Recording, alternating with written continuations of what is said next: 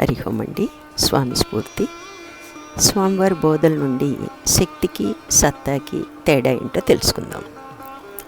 శక్తి ఘనీభవిస్తే సత్తా, వ్యవహరిస్తే శక్తి. మనం గాఢ నిద్రావస్థలో ప్రజ్ఞ అంటే సత్తా. ఇందు వ్యవహారం లేదు, వెనక్కిపోయింది అంటే ఘనీభవించేసింది.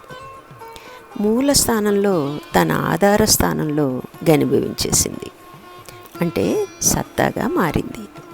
ఆ మారటంలో నీకు విశ్రాంతి వచ్చింది. అదే వ్యవహరిస్తుంటే శ్రమ అయ్యింది. శ్రమ బదులు విశ్రాంతి ఏర్పడింది. ప్రజ్ఞాన గణమే శివుడు అంటే గాఢ నిద్రలో ప్రజ్ఞ. ఈ ప్రజ్ఞే ఘనీభవిస్తే శివుడు. ఇది కారణ శరీరంగా దిగిరాకముందు ఉన్నటువంటి స్థితి ప్రజ్ఞానగణం. దాన్నే మహాకారణ శరీరం అంటారు. మహాకారణ శరీరంలో ఉన్న ప్రజ్ఞాన గణాన్ని నీవే తెలుసుకోవాలి.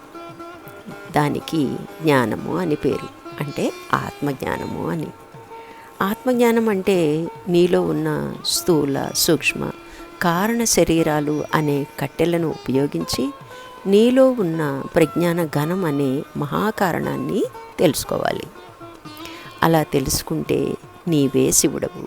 హరి ఓం అండి.